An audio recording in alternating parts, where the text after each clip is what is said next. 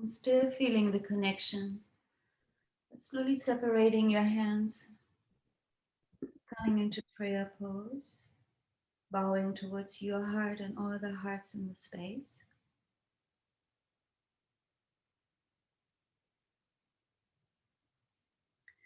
Asatoma Satgamaya Tamasoma Jyotirgamaya Mitroma Amritangamaya Om Shanti Shanti Shanti.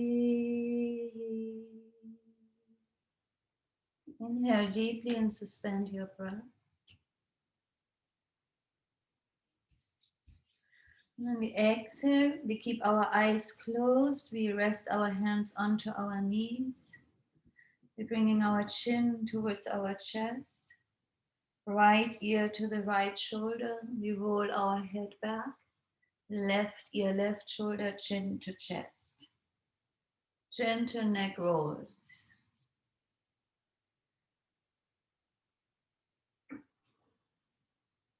If you can do the neck rolls, I like for you to envision that you do them.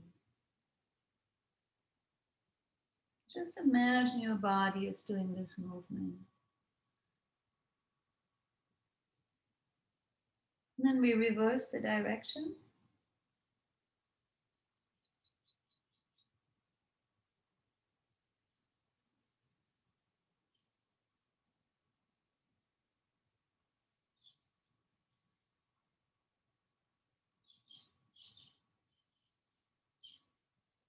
You come to center. And you can open your eyes. You bring your middle fingers onto the ground next to your hips. And then on the inhalation, you bring your arms up and the back of your hands are touching overhead. Exhale, the arms sweep out to the side. Inhaling on. Exhale down. All breath is through your nostrils. Imagine you have wings and you're flying through space right now.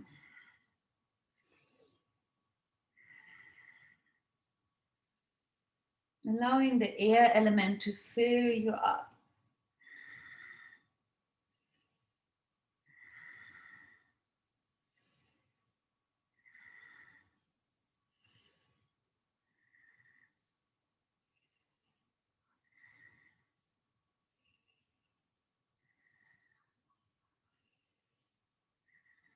Widening your rib cage, lifting your diaphragm. Good, we do 3 more repetitions.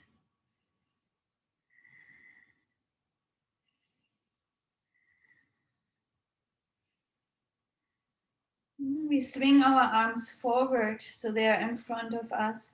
The middle fingers touch the floor in front of us. The arms are straight. Now we lift our arms up to the level of our forehead and exhale back down. So you just lift up and down. Inhaling up, exhale down. And this gently, very gently stretches your spine. And it's interesting wise, it actually exercises the core of our thyroid.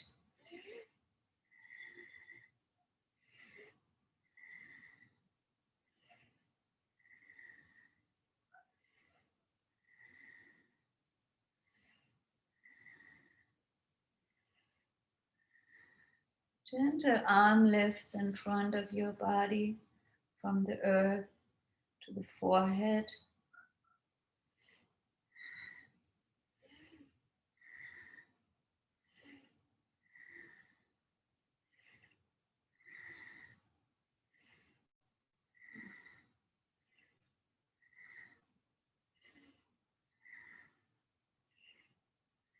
Last 3.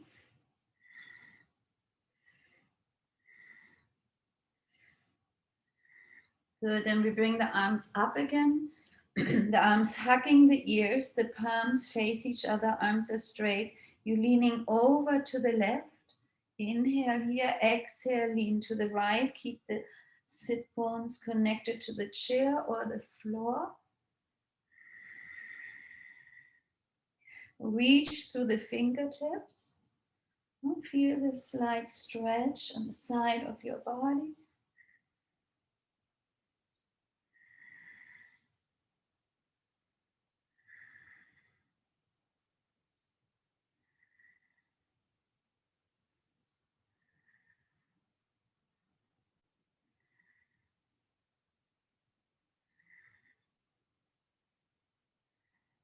And feel the stability in your sacrum right now. Everything above is moving, but your foundation is steady and strong.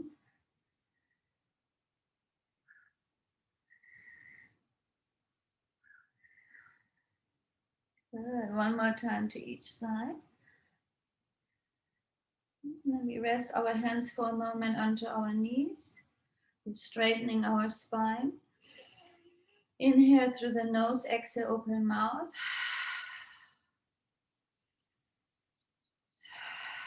One more time. Good, and then we go into our last movement this morning, and it has 4 different parts. So you place your thumb below your pinky, and then you make a fist. You take your right arm and you punch over and cross in front of your body over to the left. Then you take your left fist and you punch over to the right. Then you open your palms, you round your spine, arms up in front, parallel to the floor. Then you make a fist again and you arch your spine. So you punch to the left, you punch to the right. You open your palms, you reach forward, you round your spine. Then you make a fist and elbows go back and you arch. So it's punch, punch, stretch forward, arch, punch, punch, stretch forward and arch. Yeah, so we're working the meridians, the front one and the back one, the manager of all the other 12 meridians in this posture.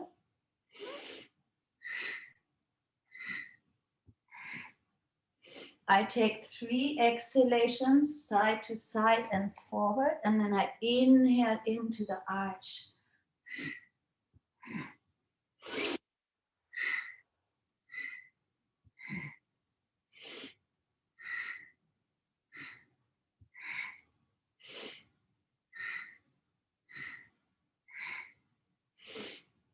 Punch, punch, stretch, arch, punch, punch, stretch, arch.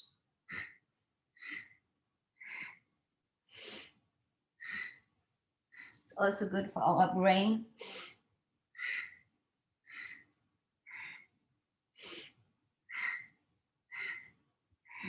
Just a little bit more. Great for the liver.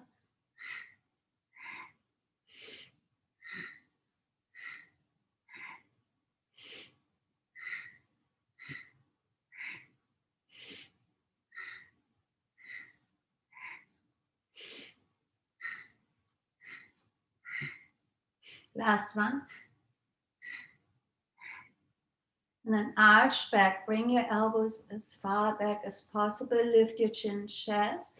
Stay here for 3 deep breaths.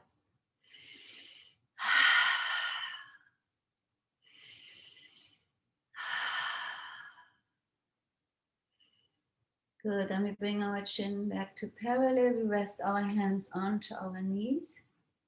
Palms facing upward. Keep your eyes closed for a moment. Just feel the energy flowing through you.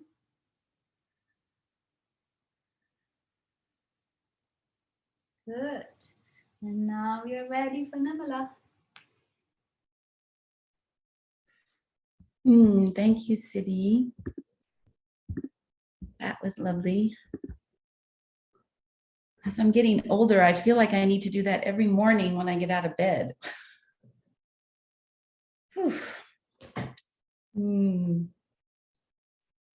So today, I'd first like to make an announcement about our highlights and resources, not event, but ongoing activity that we're going to be sharing. Our first one is going to be on July 10th.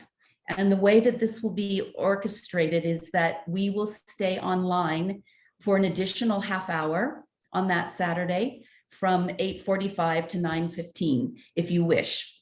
And on that day, Lisa, who I think is with us today, let me see, is Lisa here? Yes, Lisa's here.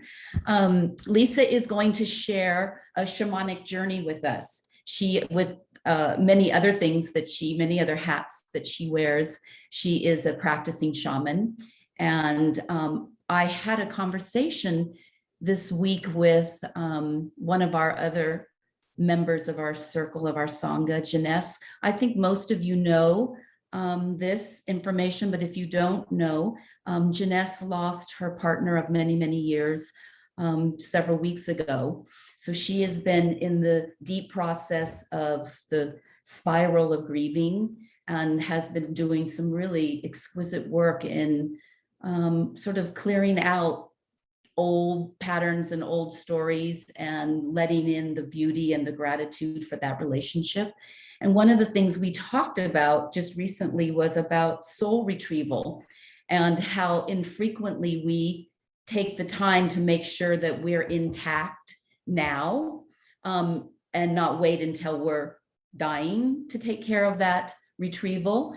And one of the beautiful works that the shamanic practice and the shamanic healing embraces is soul retrieval. And I had asked before Janess and I had this conversation, I had asked Lisa if she would share a circle, a drumming circle, a shamanic journey with us so that you could all experience what it's like to be part of a shamanic healing, and not specific to soul retrieval. That's a deeper, more layered, nuanced healing, but just to experience one of the modalities that one of our beautiful women brings to the world. This is what she does, as many other things, but one of the things that Lisa offers into the world are shamanic healings and shamanic health and shamanic perspectives. And I think you'll really enjoy it. So mark your calendars for July 10th to stay online with us for that extra half hour and have that beautiful experience of a different type of healing and a different type of being present with our spirit. The indigenous shamanic ways are so powerful and are being embraced by so many teachers in our spiritual realms these days. Today, I have the blessing of spending 45 minutes this afternoon with Matthew Fox on a Zoom call with him to talk about just about this, about what is the nature of nature that brings us healing, and what are the indigenous stories and healing processes that we can recover now and use. And shamanism has been doing that forever and is very present and very powerful in our healing circles today. So thank you, Lisa, for volunteering to be our first. And any of you who have modalities that you would like to share in a half-hour session, we're going to do once a month. Someone can offer whatever it is that they're doing in the world that they'd like to share, so that we will get to know one another more deeply, but also because there are many healing modalities present and creative modalities present in this circle that could be useful to us as we each go through and navigate all of these things that are coming up for us in our own lives. So give some thought to that and mark your calendars. Thank you, Lisa. Thank you, thank you. I've been in shamanic circles with Lisa, and she's something, so we're bound to have some fun. Today we're gonna, Lisa, do you want to say I something? can't wait.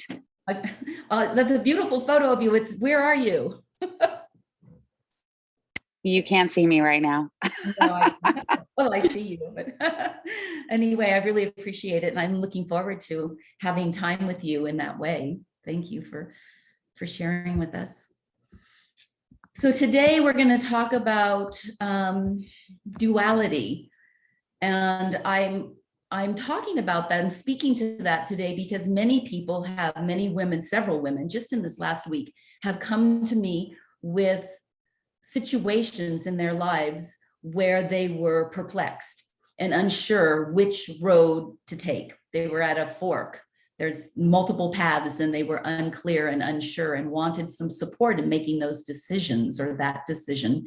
And it started me thinking about how duality works in our lives and where it empowers us and where it paralyzes us. And so I want to talk a little bit today about duality and how we might understand it so that we recognize the pitfalls and how we might utilize it to open up the intuitive knowing and wisdom and guidance that is around us all the time, but that we get clouded by the other end of duality so that we're unable to feel it, hear it, see it, touch it. So the law, for those of you, I'm sure all of you know what duality is. You'll probably come from many different perspectives and different teachings. But duality basically states that everything is on a continuum and it has a complementary opposite within the whole. So life, death, day, night, short, tall, masculine, feminine, there's an opposite to it that's on a continuum. And it's sort of like saying, there's a coin and we have two sides to the coin, but there's only one coin. There aren't two coins. There's not a tall coin and a short coin. There's just one. Height is just one coin. And you're somewhere on the continuum of that. Temperature is just one coin. And our environment, our body, the baking, everything is on a continuum on that temperature gauge. And so even though things look like opposites, they're not actually sitting in opposition to one another. They're in more relationship as a continuum. So we don't need to sit in the notion that there is one end is good and one end is bad, because it's not actually occurring that way. That's our mental construct. So I want to talk about why that's challenging for us. It's really nice for us to have that objective value to understand. So when we speak to someone, we have a way to explain if this is hot. If we give a temperature to something that's hot, then we have a place where we can meet in understanding. If we just say something's hot, your hot and my hot may be two entirely different places on this continuum.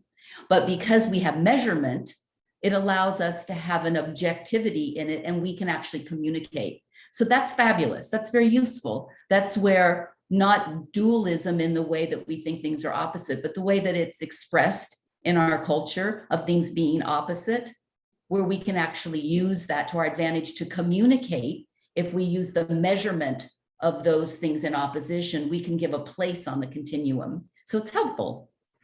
Where it's problematic is when we when we create and allow fear or judgment or associations or patterns or habits to come in around labeling an aspect on this spectrum that is either good or bad or happy or sad or better or worse. So that when our life comes up in front of us, our first reaction and pattern is to go towards what we've decided. We've decided subjectively, we've decided that this end of the spectrum is good and this end is bad, whether it's in someone else's behavior or it's in a restaurant, what we're eating, or if it's in how we organize our house and someone comes in and does it differently, or it's in relationship. It doesn't matter the situation. Once we determine that something is more agreeable to us and something isn't, we start to entrench ourselves in that as truth. So every time that situation comes up, we have an automatic response. Not good. Move, try something else. Don't go in that direction. We limit the possibility of having an experience outside of the pattern that we have created, because we're not allowing ourselves to have the latitude and to move, because we've already decided what the outcome of that situation will be. And we entrench ourselves more deeply as that pattern reoccurs. We actually create grooves in our synapses in our mind so that immediately before we even have time consciously to decide to try something outside of our normal pattern, we already have decided we're not going to. And we have to catch ourselves and say, wait a minute, maybe I can expand and experience this situation a little more broadly. Having grooves and patterns keep us in opposition to life because they create this duality where part of life is acceptable and part of life isn't. This is like the teachings in A Course in Miracles that say there are no small miracles.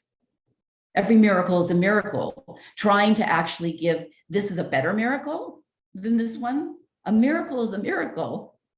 Our life is occurring in little bits and pieces that all have a value if we allow the experience to permeate us rather than judging before it comes through us how it's going to be, and then putting up the wall to keep those experiences we don't want at bay. And I ask you, and I know you will all say, it's exhausting to keep things at bay. You have to organize your life really well to keep out the things that bother you. The beauty of resources is that you can really build up a nice little house that you can stay inside of, and you don't have to go into the areas of your life emotionally, intellectually, or physically that are demanding for you. And so you think everything's going fine. I'm doing great. Look, I'm not responding. You're not responding because the pool you are allowing yourself to swim in is very small. If we open up the pool to the entire cosmos of possibility of experience, you're going to find there's more agitation, more fear, more judgment. That's where we have to work on ourselves so that we can have the experience. We can go anywhere and have any experience and know that we aren't going to be thrown off center to a degree that we just simply can't handle it. We can handle everything. Every woman on this call has had a catastrophic event, at least one in her life that she's handled, at least one, maybe multiple, or maybe in the middle of one right now.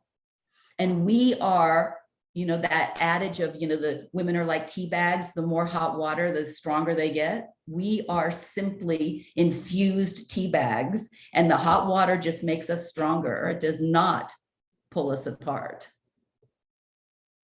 We have that tenacity and that potential no matter what's coming at us, but we have to be cognizant of how we live in duality, because it's very insidious and very subtle. And if you're not in awareness and paying attention, you slip into those old patterns and old judgments and fears and associations and habits without even noticing. And you see that you've set up the wall. How far out am I able to construct a wall to give me the safety area inside? How far can I keep pushing it? Well, why don't we just take the whole wall down instead of trying to figure out how we can construct it to be stronger? Let's just take it down. So everything that's subjective is wonderful. It's wonderful to have preferences, to know that you enjoy something more than something else, or that you're really not up for this experience or that experience.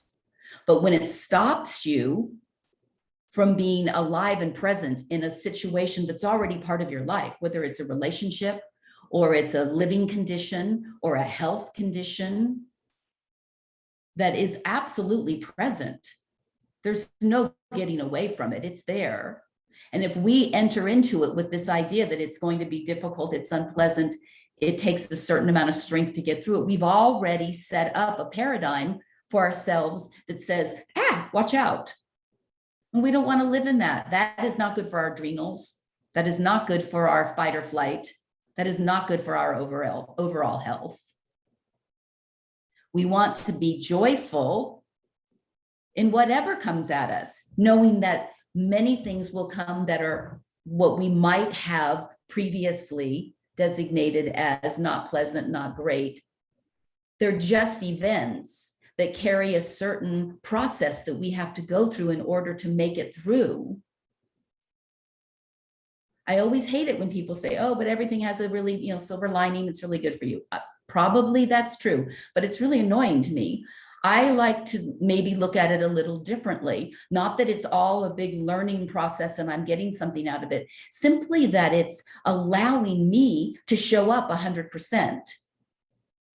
And all the pieces that I need to bring, I have. You have all of those pieces, the strength that you need, the intellect that you need.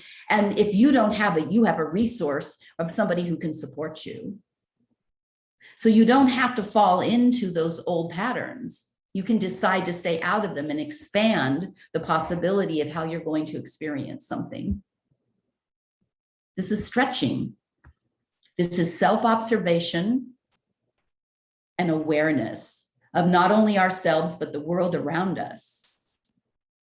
What's happening in the world around us and how are we intersecting with that? Are we putting up a wall? Or are we opening our heart and saying, okay, what's my place here? What's my piece? It's not about equality. It's about equilibrium. Everything is not equal. In this embodied form, everything is not equal for everyone. However, everything can be held in equanimity in our experience. Even when there is an inequity, we can have equanimity. We can have equilibrium no matter what. Equilibrium, the state in which opposing forces are balanced. Now we're back to this continuum and these opposites that in our mind where we say yin and yang. We can balance ourselves within that pool. And we can feel that we have equanimity, mental calmness, composure, evenness, especially in a difficult situation. So pay attention this week to where you trick yourself. We have our mind and our ego is really smart and really sharp. And how many times you will make up an excuse that's really probable, possible, pretty solid as to why you should have this idea in your mind as absolute truth, this judgment. And just really delve into the nuances of how your mind and your ego is keeping you stuck. Where is your mind and your ego saying, oh, I don't want you to have a new storyline. I like this old storyline. Stay in this old storyline. Catch yourself and see where you have attachments for your ways of thinking, your ways of being, your ways of life. Watch the mental gymnastics that support you to believe something that you want to keep doing the same way. That's not serving you, but you just want to keep doing it. What are the mental gymnastics you go through to justify why something should stay the same in your life? The universe was created with a set of opposites which hold the tension of creation. That's how creation is held. Creation is held in this opposition. There's a tension that holds the whole cosmos together. We are just a microcosm of that. So there is the possibility and the ease that we can sit in tension with opposition inside of ourselves and not explode. We can have differing ideas and hold them all together. It's okay. We don't have to throw one out in order to embrace another. It doesn't have to be either or. We don't have to decide I sit here on this continuum or I sit here and that's my place. Slide back and forth on the continuum based on situations and on your willingness and on what you're being called to do, how you're being called to show up.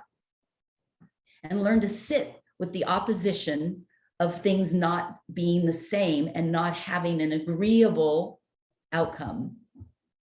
Sit in the unknown.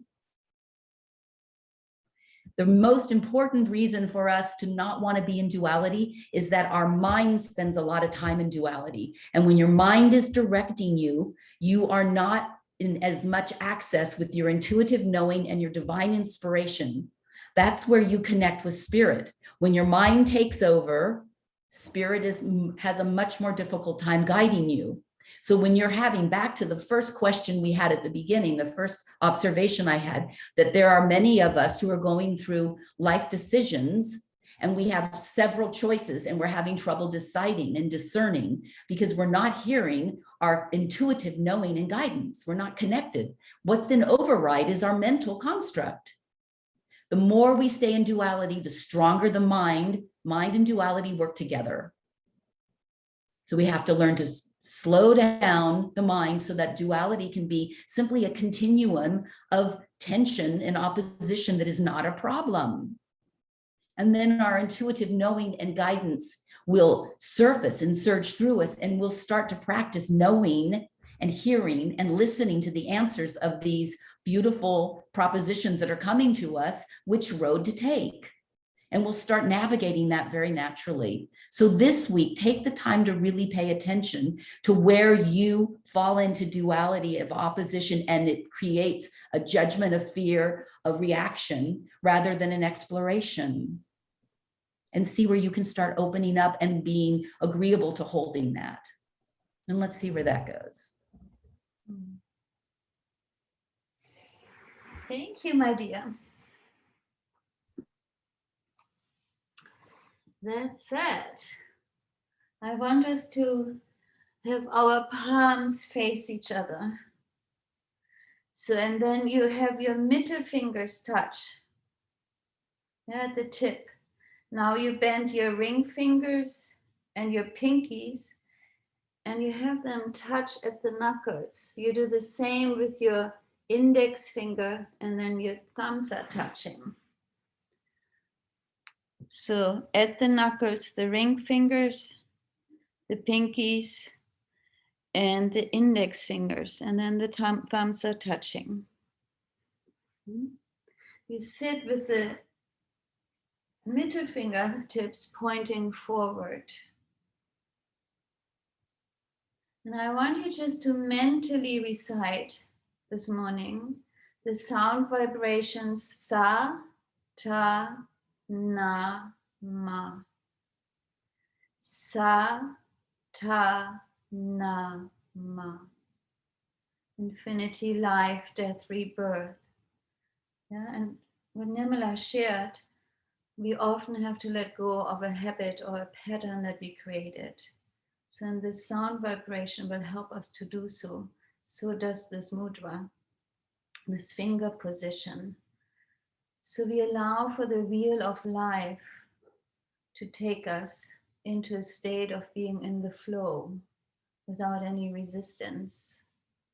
So we just sit here mentally reciting sa, ta, na, ma. And then when the moments are coming and thoughts are crossing through your mind, then you recognize this and you come back to sa, ta, na, ma. Let your fingers do their work and let the mantra do its work.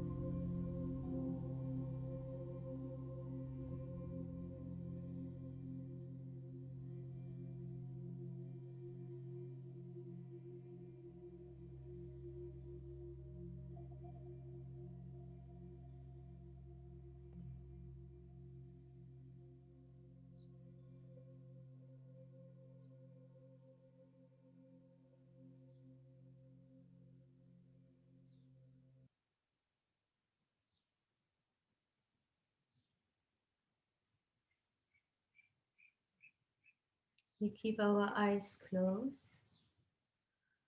We let go of the mantra, but we still keep the mudra for another minute.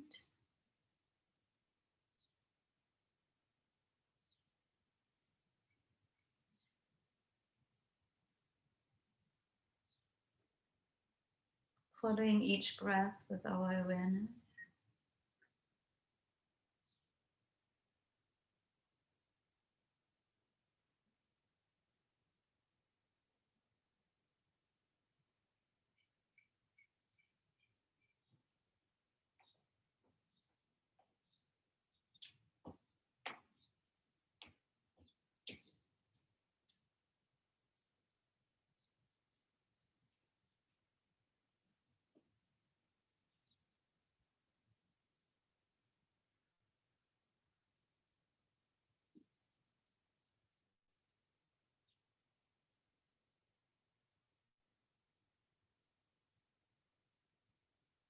Take a deep inhalation.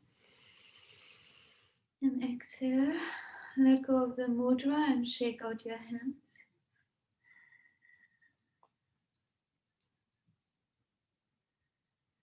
And from here we come into prayer pose in front of our heart center.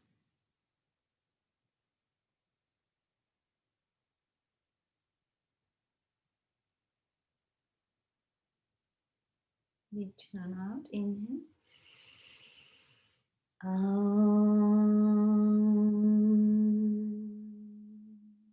Shanti, Shanti, Shanti.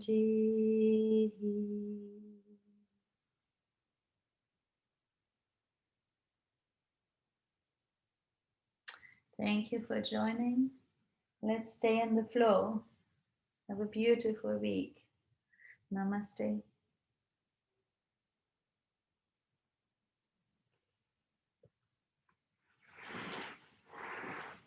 Now comes the little saying.